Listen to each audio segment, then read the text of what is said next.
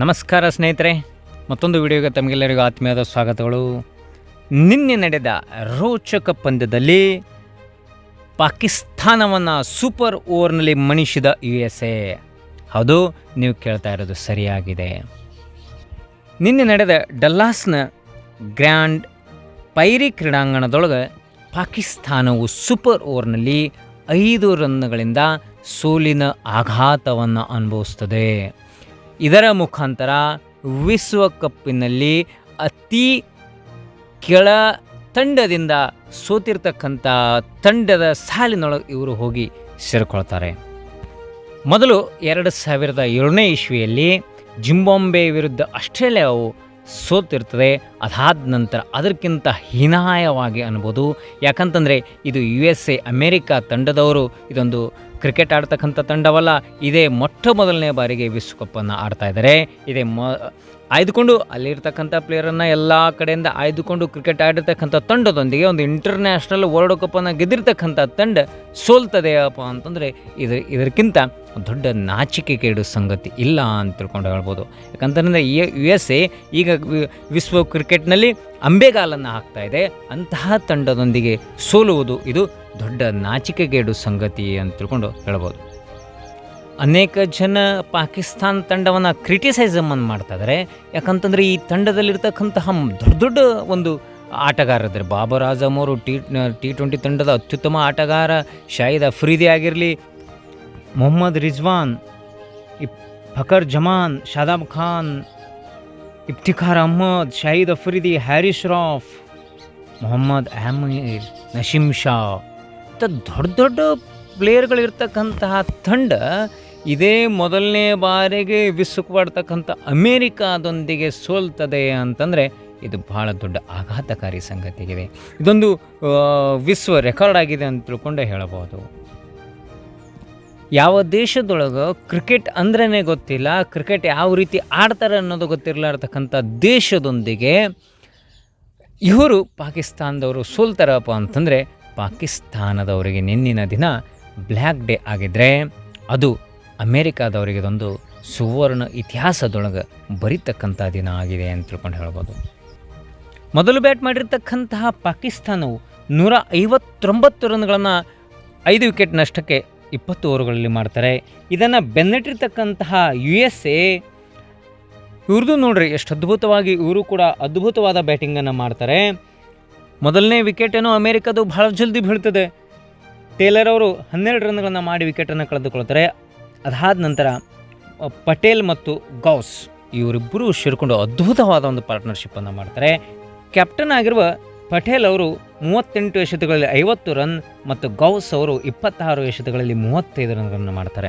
ಇದು ಅದ್ಭುತವಾದ ಒಂದು ಪಾರ್ಟ್ನರ್ಶಿಪ್ ಆಗ್ತದೆ. ಇದಾದ ನಂತರ ಬಂದಿರತಕ್ಕಂತಹ ಜೋನ್ಸ್ ಅವರು ಕೂಡ 26 ಎಸೆತಗಳಲ್ಲಿ 36 ರನ್ಗಳು ಮತ್ತು ಎನ್ ಕುಮಾರ್ ಅವರು ಕೂಡ 14 ಎಸೆತಗಳಲ್ಲಿ 14 ರನ್ಗಳನ್ನು ಮಾಡಿ ಇನ್ನೇನು ಗೆದ್ದಿದ್ದಾರೆ ಅನ್ನುವಷ್ಟರ ಮಟ್ಟಿಗೆ ಅಮೇರಿಕಾ ತಂಡ ಬಂದುಬಿಟ್ಟಿರ್ತದೆ. ಆದರೆ ಕೊನೆಯ ಓವರ್ನಲ್ಲಿ 1 ರನ್ಗಳಿಂದ ಪಂದ್ಯ ಟೈ ಆಗ್ತದೆ.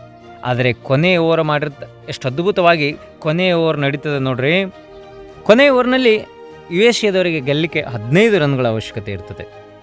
ಬೌಲಿಂಗ್ ಆಗ್ತಕ್ಕಂಥ ಹ್ಯಾರಿಸ್ ರಾಫ್ ಅವರು ಮೊದಲ ಬಾಲಲ್ಲಿ 1 ರನ್ನ ಕೊಡ್ತಾರೆ, ಎರಡನೇ ಬಾಲಲ್ಲಿ 1 ರನ್ನ ಕೊಡ್ತಾರೆ, ಮೂರನೇ ಬಾಲಲ್ಲಿ 1 ರನ್ನ ಕೊಡ್ತಾರೆ. ಅಂದರೆ 3 ಎಸೆತಗಳಲ್ಲಿ 3 ರನ್ ಆಯಿತು. ಕೊನೆಯ 3 ಬಾಲಲ್ಲಿ ಇರೋದೇ ನೋಡಿ ಟ್ವಿಸ್ಟ್. 4ನೇ ಬಾಲನ್ನು ಆ್ಯರಾನ್ ಜೋನ್ಸ್ ಅವರು ಏನು ಮಾಡ್ತಾರಪ್ಪ ಅಂತಂದರೆ 6 ಹೊಡಿತಾರೆ. ಅದಾದ ನಂತರ ಮತ್ತೆ ಸಿಂಗಲನ್ನು ತೆಗಿತಾರೆ.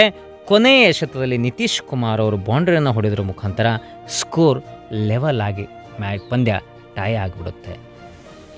ಒಂದು ಸಮಯದಲ್ಲಿ ಆರಾಮಾಗಿ ಗೆದ್ದಿತ್ತಾರೋ USA ಅಂತಕ್ಕಂಥ ಸಂದರ್ಭದೊಳಗೆ ಪಾಕಿಸ್ತಾನ ಬಾಲರ್ಗಳು ವಿಕೆಟನ್ನು ತೆಗೆದ್ರ ಮುಖಾಂತರ ಪಂದ್ಯದೊಳಗೆ ಎಂಟ್ರಿಯನ್ನು ಮಾಡ್ತಾರೆ. ಆದರೆ ಅದ್ಭುತವಾಗಿ ಕೊನೆಗೆ ನಿತೀಶ್ ಕುಮಾರ್ ಮತ್ತು ಜೋನ್ಸ್ ಅವರು ಆಟ ಆಡಿ ಪಾಕಿಸ್ತಾನದಿಂದ ಪಂದ್ಯವನ್ನು ಟೈ ಕಡೆ ಕರೆದುಕೊಂಡು ಬಿಡ್ತಾರೆ.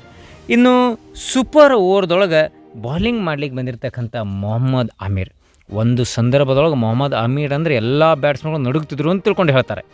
ಆದರೆ ಇನ್ನೂ ಕ್ರಿಕೆಟ್ನೊಳಗೆ ದಾಪುಗಾಲು ಇಡ್ತಕ್ಕಂಥ ಅಮೇರಿಕಾದ ಪ್ಲೇಯರ್ಗಳು ಆ ಪ್ಲೇಯರ್ಗಳನ್ನು ನೋಡಿ ಇವರು ಅಂಜಿಬಿಟ್ರೇನೋ ಅಂತ ತಿಳ್ಕೊಂಡು ಅಂತೀವಿ. ಯಾಕಂದರೆ 1 ಓವರ್ನಲ್ಲಿ ಇವರು 18 ರನ್ಗಳನ್ನು ಚರ್ಚಿಸ್ಕೊಳ್ತಾರೆ. ಅದರಲ್ಲಿ ನೋಡಿ ಮೊದಲನೇ ಬಾಲಲ್ಲಿ ಬೌಂಡ್ರಿ, ಅದಾದ ನಂತರ ಟುಡಿ, ಅದಾದ ನಂತರ ಸಿಂಗಲ್, ಮುಂದೆ 2 ಕಂಟಿನ್ಯೂಯಸ್ ಆಗಿ ವೈಡೊಂದಿಗೆ 2 ರನ್ಗಳನ್ನು ಬಿಟ್ಟುಕೊಡ್ತಾರೆ. ಮುಂದೆ ನೋಡಿರಿ wide 2 run, single wide 2 run ಮತ್ತು ವೈಡ್ 3 ರನ್ನು. ಹೀಗೆ ಆ ಸೂಪರ್ ಓವರ್ನಲ್ಲಿ 18 ರನ್ಗಳನ್ನು ಚರ್ಚಿಸ್ಕೊಳ್ತಾರೆ. ಈಗ ಪಾಕಿಸ್ತಾನಕ್ಕಿರೋದು 19 ರನ್ನುಗಳು ಓವರ್ನಲ್ಲಿ ಬೇಕಾಗಿತ್ತು.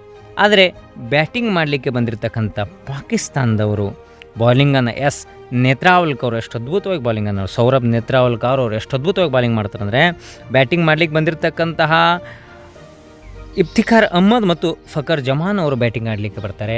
ಆದರೆ ಎಷ್ಟು ಅದ್ಭುತವಾಗಿ ಬಾಲಿಂಗ್ ಮಾಡ್ತಾರೆ ಅಂದರೆ, ಇಫ್ತಿಖಾರ್ ಅಹ್ಮದ್ ಅವರು 3 ಎಸೆತಗಳಲ್ಲಿ 4 ರನ್ನನ್ನು ತೆಗಿತಾರೆ. ಅದರಲ್ಲಿ 1 ಬೌಂಡ್ರಿ ಒಳಗೊಂಡಿರ್ತದೆ. ಅಂದರೆ ಇವರಿಗೆ ಆಡಲಿಕ್ಕೆ ಅವರು ಚಾನ್ಸನ್ನೇ ಕೊಡುವುದಿಲ್ಲ. ಮುಂದೆ ಶಾದಾಬ್ ಖಾನ್ ಅವರು ಬಂದು 3 ಎಸೆತಗಳಲ್ಲಿ 3 ರನ್ಗಳನ್ನು ಮಾಡಿ ಒಟ್ಟು ಅವರು ಸೂಪರ್ ಓವರ್ನಲ್ಲಿ ಕೇವಲ 13 ರನ್ಗಳನ್ನು ಮಾಡಿಕೊಡ್ತಾರೆ. ಆದರೆ ಇಲ್ಲಿ ಪಾಕಿಸ್ತಾನ ಮತ್ತು USA ಎರಡೂ ತಂಡಗಳಲ್ಲಿರ್ತಕ್ಕಂಥ ವ್ಯತ್ಯಾಸವನ್ನು ಗಮನಿಸಿದ್ರೆ, ಪಾಕಿಸ್ತಾನ ತಂಡದವರಾಗಿರ್ತಕ್ಕಂಥ ಮೊಹಮ್ಮದ್ ಆಮಿರ್ ಅವರು 8 ರನ್ಸ್ಗಳನ್ನು ಎಕ್ಸ್ಟ್ರಾ ರೂಪದಲ್ಲಿ ಕೊಡ್ತಾರೆ. ಆದರೆ ಸಂಘಟಿತ ದಾಳಿಯನ್ನು ನಡೆಸಿರ್ತಕ್ಕಂಥ ಅಮೇರಿಕಾದವರು ಕೇವಲ 13 ರನ್ಗಳನ್ನು ಬಿಟ್ಟುಕೊಡೋದ್ರ ಮುಖಾಂತರ ಸೂಪರ್ ಓವರ್ನಲ್ಲಿ ಈ ಪಂದ್ಯವನ್ನು ಗೆದ್ದುಕೊಳ್ತಾರೆ. ಇದಕ್ಕೂ ಮುಂಚೆ ಬ್ಯಾಟಿಂಗ್ ಮಾಡಿರ್ತಕ್ಕಂತಹ ಪಾಕಿಸ್ತಾನ ತಂಡದಲ್ಲಿ ಬಾಬರ್ ಆಜಮ್ ಅವರು 44 ರನ್ಗಳನ್ನು ಗಳಿಸಿದರೆ, ಶಾದಾಬ್ ಖಾನ್ ಅವರು 40 ರನ್ಗಳನ್ನು ಗಳಿಸ್ತಾರೆ ಮತ್ತು ಶಾಹಿದ್ ಅಫ್ರಿದಿ ಅವರು 23 ರನ್ಗಳನ್ನು ಗಳಿಸ್ತಾರೆ. ಪಾಕಿಸ್ತಾನ ತಂಡದಿಂದ ಉಸ್ಮಾನ್ ಖಾನ್ ಆಗಿರಲಿ, ಫಕರ್ ಜಮಾನ್, ಇಫ್ತಿಖಾರ್ ಅಹ್ಮದ್ ಇವರೆಲ್ಲರೂ ಕೂಡ ಫೇಲ್ ಆಗ್ತಾರೆ. ಹೀಗಾಗಿ ಯಾಕಂತಂದರೆ ಇನ್ನೊಂದು USA ಪಿಚ್ಗಳು ಭಾಳ ಕಠಿಣ ಪಿಚ್ಗಳಾಗಿವೆ, ಆಡಲಿಕ್ಕೆ ಬರೋದಿಲ್ಲ ಅಂತಕ್ಕಂಥ ಪಂದ್ಯದೊಳಗೆ ಇವರು ಮೇನ್ ಬ್ಯಾಟ್ಸ್ಮನ್ಗಳು ಫೇಲ್ ಆಗ್ತಾರೆ. ಅಲ್ಲಿ ನಾವು ಬಾಲರ್ಗಳಿಗೆ USA ಬಾಲರ್ಗಳಿಗೆ ಕ್ರೆಡಿಟ್ ಕೊಡಬೇಕಾಗಿದೆ. ಮೊದಲ ವಿಶ್ವಕಪ್ ಆಡ್ತಾಯಿದ್ರು ಕೂಡ ನೋಸ್ತು ಕೆಂಜಿಗೆ ಅವರು 3 ವಿಕೆಟ್ಗಳನ್ನು ಪಡೆದುಕೊಂಡ್ರೆ, ನೇತ್ರಾವಲ್ಕರ್ ಅವರು 2 ವಿಕೆಟ್ಗಳನ್ನು ಪಡೆದುಕೊಳ್ತಾರೆ. ಹೀಗಾಗಿ ಅವರನ್ನು ಪಾಕಿಸ್ತಾನದ ಬ್ಯಾಟ್ಸ್ಮನ್ನ ಕಟ್ಟಿ ಹಾಕುವಲ್ಲಿ ಯಶಸ್ವಿ ಆದರು ಅಂತ ತಿಳ್ಕೊಂಡು ಹೇಳ್ಬೋದು. ಸೆಕೆಂಡ್ ಬ್ಯಾಟಿಂಗ್ಗೆ ಬಂದು ಇವರು ಕೂಡ ಅದ್ಭುತವಾದ ಪ್ರದರ್ಶನವನ್ನು USA ತಂಡದವರು ಕೊಡ್ತಾರೆ. 3 ವಿಕೆಟ್ಗಳನ್ನು ಪಡೆದುಕೊಳ್ತಾರೆ ಇವರು. ಕೆಂಜಿಗೆ ಅವರು ಶಾದಾಬ್ ಖಾರನ್ನು ಔಟ್ ಮಾಡ್ತಾರೆ, ಉಸ್ಮಾನ್ ಖಾನ್ ಅವರನ್ನು ಔಟ್ ಮಾಡ್ತಾರೆ. ಅದರೊಂದಿಗೆ ಖಾನ್ ಅವರ ವಿಕೆಟನ್ನು ಕೂಡ ಇವರು ಪಡೆದುಕೊಳ್ತಾರೆ. ಹೀಗಾಗಿ ಈ ಒಂದು ಪಂದ್ಯವನ್ನು ಗೆದ್ದಲಿಕ್ಕೆ ಹೀರೋ ಆಗಿ ಕೂಡ ಅವರು ಮಿಂಚ್ತಾರೆ ಅಂತ ತಿಳ್ಕೊಂಡು ನಾವು ಹೇಳ್ಬೋದು. ಹೀಗಾಗಿ ಇಲ್ಲಿ ಅದ್ಭುತವಾಗಿ ಪ್ರದರ್ಶನವನ್ನು ಯಾರು ಕೊಡ್ತಾರಪ್ಪ ಅಂತಂದರೆ USA ತಂಡದವರು ನೀಡಿ ಅಮೇರಿಕಾಗೆ ಅತ್ಯಂತ ಪ್ರಬಲ ಸ್ಪರ್ಧಿಯಾಗಿ ನೀಡಿಕೊಂಡು, ಇನ್ನೊಂದು ಇಲ್ಲಿ ವಿಶೇಷಪ್ಪ ಅಂತಂದರೆ ಯಾಕೋ ನನಗನ್ನಿಸ್ತದೆ USA ತಂಡದವರು ಮುಂದಿನ ಹಂತಕ್ಕೆ ತಿರುಗಡೆ ಆಗಬಹುದು. ಹೀಗಾಗಿ ಪಾಕಿಸ್ತಾನ ಈ ಮ್ಯಾಚ್ ಪಂದ್ಯವನ್ನು ಸೋಲುವುದರ ಮುಖಾಂತರ ಹೊರ ಬೀಳ್ಬೋದು. ಇದು ಕೂಡ ಒಂದು ಚರ್ಚೆ ನಡೀತಾ ಇದೆ. ಏನಾಗ್ತದೆ ಅಂತ ಅದ್ರ ಬಗ್ಗೆ ಮುಂದೆ ನಾವು ಕಾಯ್ದುಕೊಂಡು ನೋಡೋಣ ಅಂತ ಹೇಳ್ತಾ ಈ ವಿಡಿಯೋನ ಇಲ್ಲಿಗೆ ನಿಲ್ಲಿಸೋಣ.